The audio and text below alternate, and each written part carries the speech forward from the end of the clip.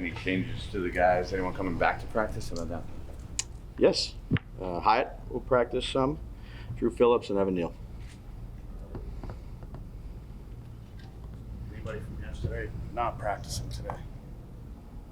Tay and Manhertz.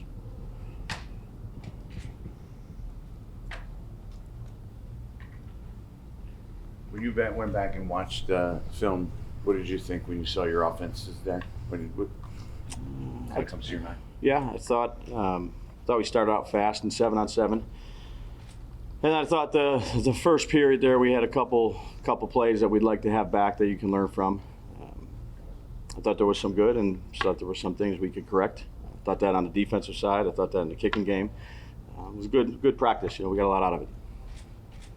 Did you like how your defense responded toward the back end of practice as opposed to how it kind of started 11-on-11? Yeah, I'd say, look, it's practice, and there's a lot of good give and take from both teams, and it was a productive day, I'd say, for us, and I'm sure it was for them as well. We got a lot out of it. Good situational work, competition against some other players, some different schemes. I look to get the same thing today. How much do you look to see how the team, I guess, bounces back, reacts, has continuity when you have these back-to-back days that, one day after the other with the same team? Yeah, Tom, it's similar to training camp, which we're in right now. So every day you go out there, you look to have a growth mindset to get better the next day, build off of positive things, correct some negative things or correctable things, and come out here and compete and do the same thing. You're just trying to grow and build your team at this time of year. There's a lot of things that happen through practices that help you illustrate some of the things we can be better at, and then also some of the positive things. Russ was saying yesterday that obviously he'd like to have started faster in the team periods, but he said it was kind of good to end well, and that just kind of shows in a game that has to happen sometimes. You can't go in the tank early. You have to just be resilient and play through it. Is some of those little lessons, can those little kernels be cultivated in things like this? Yeah, that's part of coaching. It's not just a certain technique. There's things that come up throughout games. They happen in the preseason game. They happen in practices. They're going to happen in regular season games. The ability to respond is an important thing in a positive way.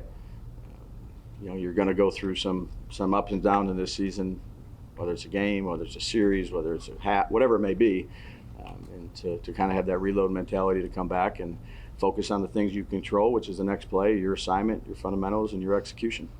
Dave, with Marcus Bowe, we've asked you all about. I'm sorry, and Illuminor won't be here. He just middle of the night they had their baby. Yeah, so congratulations to them. Healthy and good shape. So Bo will be out there in replace of Illuminor. But just in terms of what we've seen in the last couple of weeks, I mean, we've talked to you a lot about when you go from tackle to guard or center to guard and how the challenges.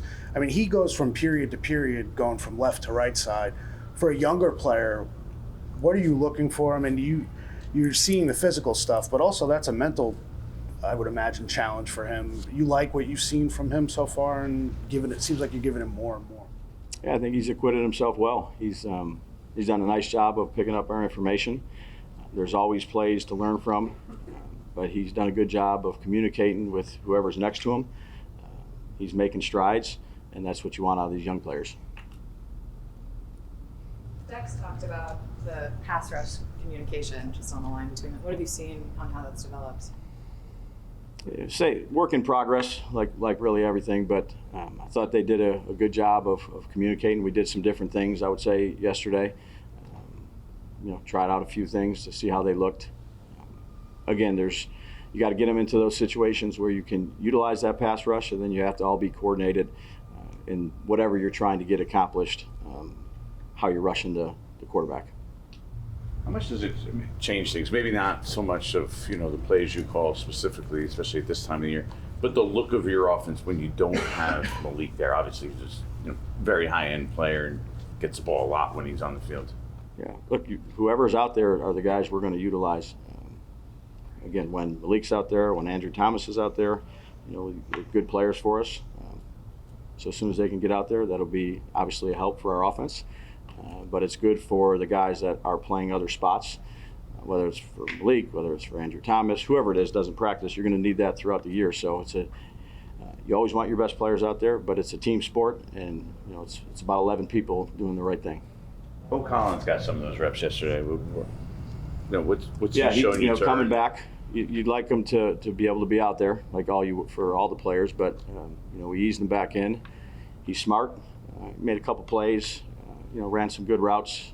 We'll kind of build him up as we go here. But again, for these young guys or these guys that are competing for roster spots, availability is important. There's time's running out.